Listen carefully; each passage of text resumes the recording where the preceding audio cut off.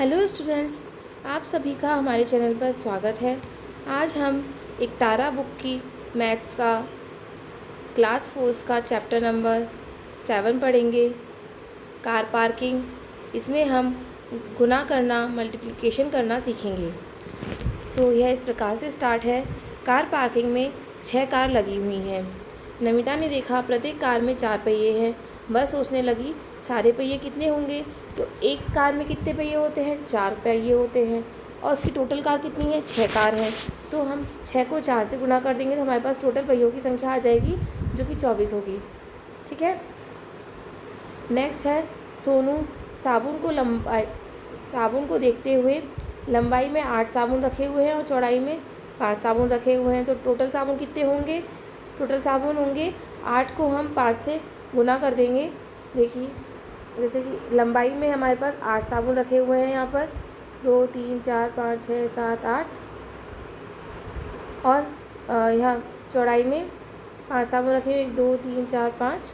तो हम 8 को 5 से गुना कर देंगे, 8 इंटू 5, तो हमारे पास टोटल आ जाएगा 40। तो इस तरीके से यहाँ पर 40 साबुन होंगे। ठीक है। नेक्स्ट है रीना ने 24 साबुन को इस तरीके से जमाया है। 6 तो साबुन की पंक्ति 4 में है ना, तो 6 तो उसने लंबाई में जमाई है और 4 चौड़ाई में जमाई है।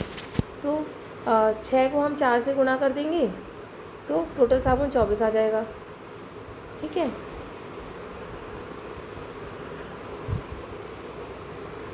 आशीष ने कहा, अरे 4 + 2 भी तो 6 होता है, इसे 2 खानों में भी तो जमा सकते हैं।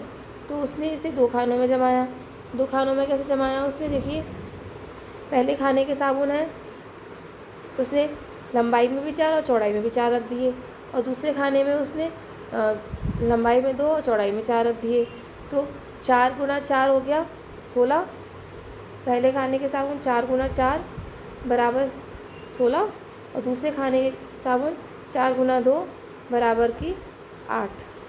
तो यहाँ पर आ जाएगा 16 + 8 बराबर 24। ठीक है। नेक्स्ट, मयंक ने अपने सहपाठी के साथ मिलकर चौखाने की कॉपी में 10 × 12 का आयत बनाया। मयंक ने कहा, 12 तो 10 + 2 भी होता है। तो नीचे बने आयतों को देख करके हमें लिखना है। देखिए, ये आयत बने हुए हैं, तो ये टोटल 10 हैं ऐसे चौड़ाई में, और लंबाई में 12 है। तो उसने क्या किया, लंबाई में 10 + 2 इस तरीके से कर दिए, और चौड़ाई में 10 ही हैं। तो पीली आकृति के खाने कितने हो गए? 10 × 2 × 20 बराबर 20। और हरी आकृति के खाने कितने हो गए? इस तरीके से भी 10 है और इस तरीके से भी 10 है। तो 10 × 10 बराबर की 100। तो हम इन दोनों को प्लस कर देंगे, 100 + 20 बराबर 120। टोटल खाने हो गए 120। ठीक है।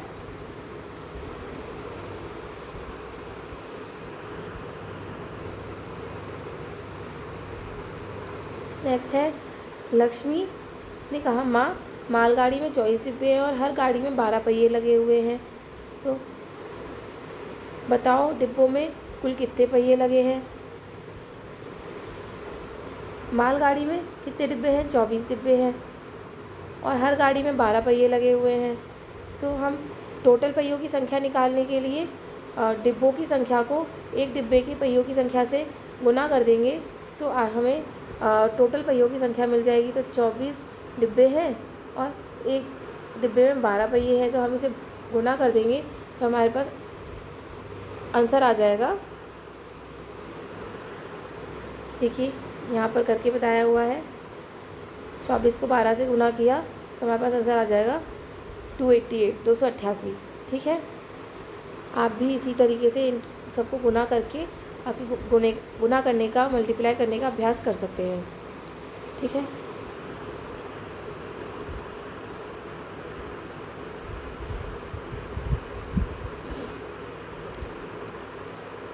नेक्स्ट है मल्टीप्लिकेशन प्रॉब्लम्स। ये जो हमारी ये दिए हुए हैं क्वेश्चंस, इनका सॉल्व है, नीचे सॉल्व करके बता रहे हैं हम। ठीक है। पहला है,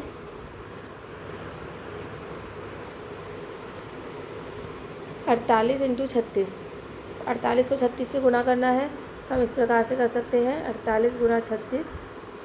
तो 6 को 8 से गुना करेंगे, पहले हम 48 को 6 से गुना करेंगे, देखिए किया हुआ है, और फिर हम 48 को 30 से गुना करेंगे।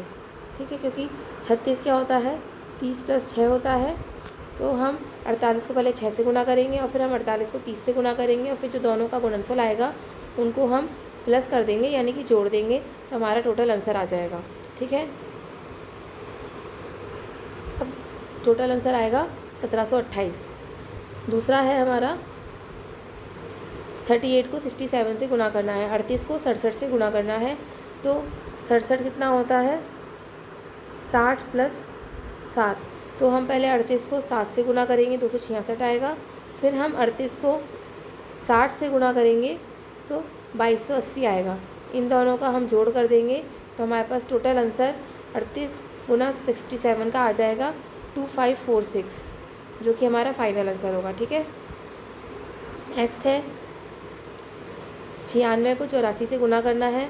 तो 84 कितना होता है, 80 + 4 होता है। तो हम पहले 96 को 4 से गुना करेंगे, देखिए, फिर हम 96 को 80 से गुना करेंगे, ये आएंगे 384 + 7680।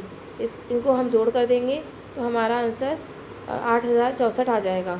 ठीक है, नेक्स्ट है 198 को 27 से गुना करना है। तो 27 कितना होता है, 20 + 7 होता है। ठीक है, तो 20 + 7, तो 198 को हम पहले 7 से गुना करेंगे, ये आ जाएगा। फिर 198 को हम 20 से गुना करेंगे तो 3960 आ जाएगा, और फिर हम इन दोनों गुणनफलों का जोड़ कर देंगे इस तरीके से, तो हमारा फाइनल आंसर 5346 5346 आ जाएगा। ठीक है, अब हमारे नेक्स्ट उदाहरण है, देखिए, राजकीय उच्च माध्यमिक विद्यालय किशनपुरा में 612 विद्यार्थी अध्ययनरत हैं। एक भामाशाह ने गणवेश के लिए 15 रुपये प्रति विद्यार्थी दान दिए। बताइए भामाशाह ने कुल कितनी राशि दान में दी। तो टोटल विद्यार्थी हैं 612। ठीक है, विद्यालय में अध्ययनरत विद्यार्थियों की संख्या 612 है, देखिए लिखा है। फिर हमें भामाशाह ने गणवेश के लिए 15 रुपये प्रति विद्यार्थी दान की, एक विद्यार्थी के लिए 15 रुपये दिए गए। प्रत्येक भामाशाह द्वारा प्रत्येक विद्यार्थी के लिए दान की गई राशि 15 रुपये, हम इस प्रकार से हम लिखेंगे। ठीक है, फिर भामाशाह द्वारा दान की गई कुल राशि निकालने के लिए हम क्या करेंगे, टोटल विद्यार्थियों की संख्या को एक विद्यार्थी के लिए जो राशि दान की गई है उससे गुना कर देंगे। देखिए, तो उससे हमारा आंसर आ जाएगा 9180 रुपये। ठीक है, अतः भामाशाह ने 9100 रुपये की राशि दान में दी।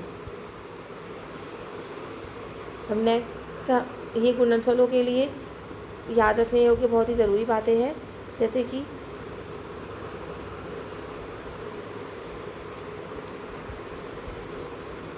किसी एक ही संख्या को बार बार जोड़ने की संक्रिया ही गुणा है। किसी संख्या को 1 से गुना करने पर गुणनफल वही संख्या प्राप्त होती है। जैसे 5 को 1 से किया, 26 को 1 से किया तो 5 को 1 से किया तो 5, 26 को 1 से किया तो 26। किसी संख्या को शून्य से गुना करते हैं, शून्य को किसी संख्या से गुणा करने पर गुणनफल हमें 0 प्राप्त होता है। देखिए, यदि किसी संख्या के आगे 0 लगा दें तो हमें उस संख्या और 10 का गुणनफल प्राप्त होता है। किसी संख्या को 100 से गुणा करने पर उस संख्या के आगे 2 शून्य तथा 1000 से गुणा करने पर 3 शून्य बढ़ जाते हैं। जैसे कि 5 को 10 से किया तो 50, 72 को 10 से किया तो 720, 5 को 100 से किया 500, 72 को 100 से किया तो 7200। संख्याओं का क्रम बदलने पर गुणनफल वही रहता है। जैसे कि 18 को 5 से करेंगे तो भी 90 आएगा, और 5 को 18 से करेंगे तो भी 90 आएगा। यह नियम 2 से अधिक संख्याओं को गुणा करने में भी लागू होते हैं। ठीक है,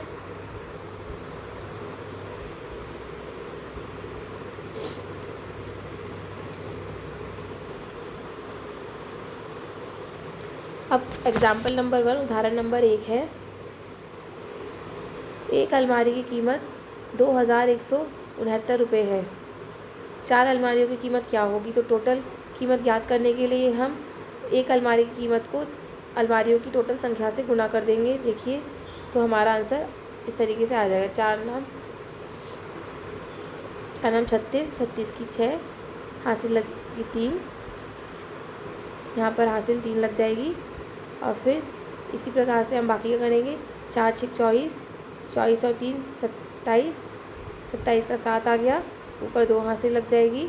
4 एकम 4, हासिल जोड़ेंगे 2, 4 एकम 4 और 2 6, नीचे आ जाएगा, और 4 दूनी 8। तो टोटल आंसर हो गया हमारा 8,676। ठीक है, 4 अलमारियों का मूल्य 8,676 रुपये होगा। दूसरा एग्जाम्पल है, एक व्यक्ति का 1 महीने का खर्चा 1750 रुपये है, उसका 5 महीनों का खर्चा कितना होगा। तो 5 महीनों का खर्चा निकालने के लिए हम 1 महीने के खर्चे से महीनों की संख्या को गुणा कर देंगे। देखिए किया है, तो हमारा आंसर आ जाएगा 8,750 रुपये। ठीक है, इसलिए 5 महीने का खर्चा 8,750 रुपये होगा। नेक्स्ट एग्जाम्पल है, एक बंडल में 144 तीलियाँ हैं। 12 बंडलों में कितनी तीलियाँ होंगी। तो एक बंडल में जितनी तीलियाँ हैं 144, और बंडलों की संख्या है 12, तो इनको आपस में गुना कर देंगे तो हमारा आंसर आ जाएगा 1728। तो हमारा इस उत्तर होगा, इसलिए 12 बंडलों में 1728 तीलियाँ होंगी। ठीक है, अब हम अभ्यास कार्य करते हैं, प्रश्नोत्तर पर चलते हैं। पहला है, रिक्त स्थान भरिए। तो 4 एकम 4। ठीक है, 7 को 100 से गुना किया 700, 180 को 0 से किया 0 आएगा, 15 आपको 15 दिया हुआ है, गुणनफल दिया हुआ है 1500। तो 1500 में 15 का भाग कर देंगे तो 100 आ जाएगा, या आप ये भी देख सकते हैं 15 को 100 से गुना करने में 1500 आता है। ठीक है, हमें 18 यहाँ पे रिक्त स्थान दिया हुआ है, और 100 × 100 बराबर 1800। तो 1800 में हम 100 का भाग कर देंगे तो 18 आ जाएगा हमारे पास। ठीक है, 5 × 10 50, 8 को 1000 से करेंगे 8000, 10 को 100 से करेंगे 1000, 14 को 10 से करेंगे तो 140, और 60 को 10 से करेंगे तो 660। अभी जो गुणनफल के नियम बताए थे उन्हीं नियमों पर आधारित है ये पूरी एक्सरसाइज। ठीक है, नेक्स्ट है, गुना कीजिए। तो अब हमें इन सभी का गुना करना है। आपको गुना करना सिखा दिया गया है, एक बार आप देख लीजिए किस तरीके से गुना करते हैं। तो आप गुना करके इस आंसर लिख सकते हैं। तो देखिए, 23 को 45 से करेंगे तो 1035, 81 को 71 से करने पर 5913, 67 को 79 से करने पर 5963, 92 को 56 से करने पर 5152, 38 को 112 से करने पर 4256, 23 को 299 से करेंगे तो उत्तर आएगा 6877, 49 को 76 से करेंगे, 49 को 76 से करेंगे तो 3724, 44 को 102 से करेंगे तो 4488,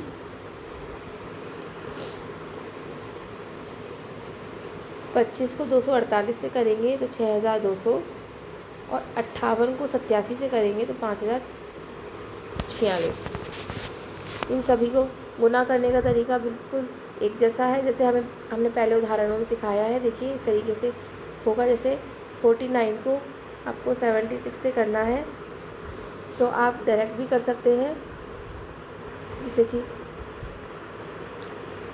6 नाम 54 की 4, हासिल लगी 5, 6 चौक 24 और 5 29। फिर हम 7 को करेंगे 49 से, 7 नाम 63 की 3, हासिल लगी 6, 7 चौक 28 और 6 34। अब इसको जोड़ देंगे तो 4 9 और 3 12 का 2, हासिल लगी 1 2 और 1 3 और 4 7 और ये 3। हमारा उत्तर आ गया देखिए 3724। ठीक है, इसी प्रकार से आप बाकी के सभी हल कर सकते हैं। नेक्स्ट प्रश्न है, एक कॉपी का मूल्य 15 रुपये है तो 9 कॉपियों का मूल्य कितना होगा। तो हम 9 कॉपियों का मूल्य निकालने के लिए एक कॉपी के मूल्य को कॉपियों की संख्या से गुणा कर देंगे तो कुल मूल्य आ जाएगा 15 × 9 बराबर 135 रुपये। ठीक है, 9 कॉपियों का मूल्य 135 रुपये होगा। नेक्स्ट प्रश्न है, एक पैकेट में 75 पेंसिलें आती हैं।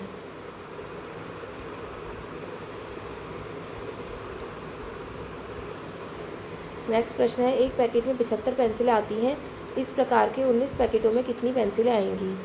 तो एक पैकेट में पेंसिलों की संख्या है 75 और पैकेटों की संख्या है 19। तो कुल पेंसिलों की संख्या ज्ञात करने के लिए हम एक पैकेट में पेंसिलों की संख्या गुना पैकेटों की संख्या करेंगे तो 75 × 19 जो हमारा उत्तर आएगा वो होगा 1425। ठीक है, तो एक पैकेट में 1425 पेंसिलें आएंगी। नेक्स्ट प्रश्न है, एक माला में 79 मोती हैं, 79 मोती हैं, इस प्रकार की 68 मालाओं में कितने मोती होंगे? एक माला में मोतियों की संख्या 79 है, मालाओं की संख्या 68 है, तो कुल मोतियों की संख्या निकालने के लिए मालाओं में मोतियों की संख्या गुना मालाओं की संख्या कर देंगे। कुल मोतियों की संख्या हमारे पास आ जाएगी 79 × 68 बराबर 5372। 68 मालाओं में कुल 5372 मोती होंगे। नेक्स्ट प्रश्न है, एक छोटी साइकिल की कीमत 1560 रुपये है, ऐसी 6 साइकिलों का मूल्य क्या होगा? तो एक साइकिल की कीमत 1560 रुपये है, 6 साइकिलों का मूल्य ज्ञात करना है तो हम एक साइकिल की कीमत को साइकिलों की संख्या से गुना कर देंगे तो हमारे पास आंसर आ जाएगा 1560 × 6 बराबर 9360। 6 साइकिलों का मूल्य 9360 रुपये होगा। ठीक है, 7वां प्रश्न है, यदि क्रिकेट की एक टीम में 11 खिलाड़ी हों तो 12 टीमों में कुल कितने खिलाड़ी होंगे? एक टीम में खिलाड़ियों की संख्या 11 है, कुल टीमों की संख्या 12 है, तो कुल खिलाड़ियों की संख्या एक टीम में खिलाड़ियों की संख्या गुना 11 × टीमों की संख्या 12, तो 11 × 12 बराबर कितना आएगा?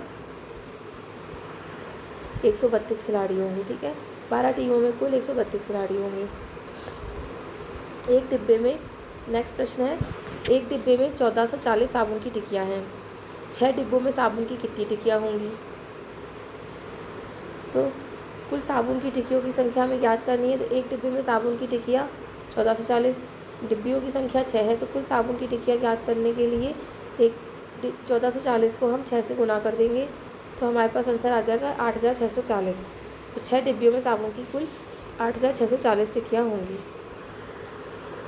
9वां प्रश्न है, परिवार का कुल मासिक राशन खर्च हमें ज्ञात करना है। प्रश्न क्या है, एक परिवार हर महीने 12 किलो चावल, 15 किलो आटा और 6 लीटर तेल का उपयोग करता है। चावल का भाव 45 रुपये प्रति किलोग्राम, आटा 30 रुपये प्रति किलोग्राम और तेल 120 रुपये प्रति लीटर है। परिवार का कुल मासिक राशन खर्च कितना हुआ?